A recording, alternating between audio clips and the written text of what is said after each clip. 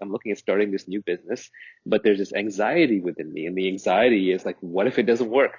What if I waste another 5 years of my life? What if I bring people along in this wild goose chase and it doesn't go anywhere? What if I get trapped in this edifice that I construct and then I pull everyone into this ship and then I have to pilot it and then it's not going where it's supposed to go, or it can't make it there, or there's no there? Then how do I get off without embarrassing myself, having wasted everybody's time and money and crashing it on the shoals, right? So these are the kinds of things that I still struggle with, anxiety, anger. And even when I think I'm super zen and calm and understanding, it just arises and it consumes me. Let's deal with the second one first. All right.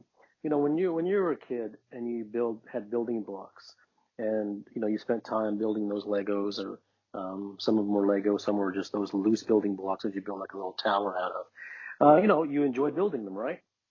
But Yeah.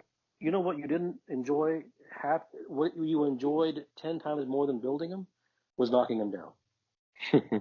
Okay. So what I would say is that as perverse as it may sound, I think that there is definitely a greater joy in destroying something than creating it. And the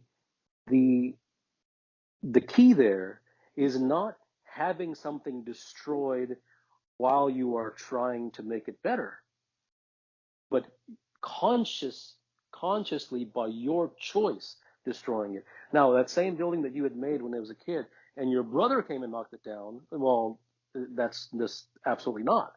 Then you were going to go after him. That's right. But because it wasn't your choice. Now, you were going to knock it down anyways, but that didn't matter, right? That was your building to knock down. Okay. I think it's the same thing here. The biggest problem and the biggest imprisonment with success and creation and art and whatever it may be is ownership. Ownership is a huge problem, because whenever there's ownership, then what you're actually building is a self-image. You're building a self-image along at the same time that you're building the company. And that self-image is going to pop sooner or later. So the ultimate way in which to create something is to do it under the umbrella of self-forgetfulness, because then you're really free. And quite frankly, you can wield the sword so freely when you yourself are wearing armor. When you yourself are exposed, then you're going to wield the sword very carefully. And while some will say nothing is wrong with that, the problem with that is that when you are wielding it carefully, you will not be able to wield it with the aplomb and the carefreeness that will allow you to achieve high art. When you have an armor on and you know that no matter what you do, you're not going to get hurt by it, then you can do whatever you want. And within that sort of relative carefree and cavalier sort of approach, magic happens. So this is true. If I was on Twitter and I had no self-image and I had nothing to protect, I would tweet 10 times as much and I would say all kinds of things that I can't say, right? Or if I was running, you wouldn't just say it just to say it. You would no, be I would say free it and you because would it's say true. good Yeah, I stuff. would be free. Yes. Exactly. Yes, Yeah, that's I've right. often considered having an anonymous account just so I can say all the stuff I want to say. Yes, I don't have. Yeah, for me that filter doesn't exist. And quite frankly, hesitation destroys the joy. It does.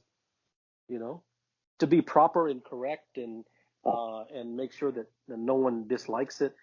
There's no fun in that. The joy is actually in the self-expression, and so I think the attachment to the ownership of something and saying that it's mine, actually you are running with a parachute.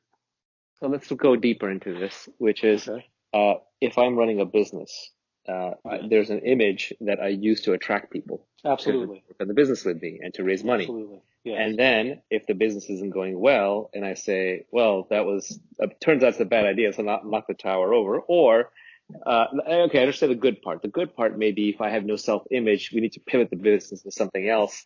Or we need to do something very risky, even though it could be harmful for my image. We'll just do it anyway, right? Yes. Because as you said, wielding the sword with the armor.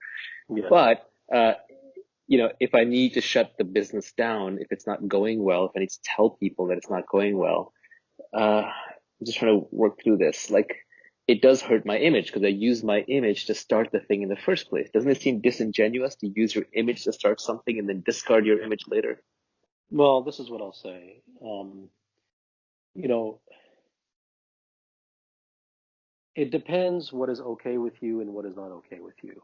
So, for instance, if the idea of being able to pivot whenever you want, regardless of image, if that, let's say that you could not pivot as freely because you were afraid that what that might do to image. Now, that would create an imprisonment. So the only question that remains is that imprisonment okay with you? Um, I think it really comes down to what level of success that you want and what things you are willing and not willing to be imprisoned by. So if you were going to pivot and you had to explain, there's something in the nature of human beings that respects whether they like it, whether they want to or not, something in the nature of human beings that respects indifference.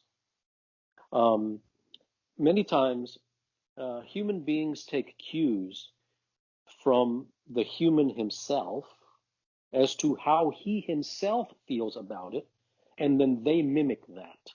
Okay? So, for instance, let's say the person says XYZ.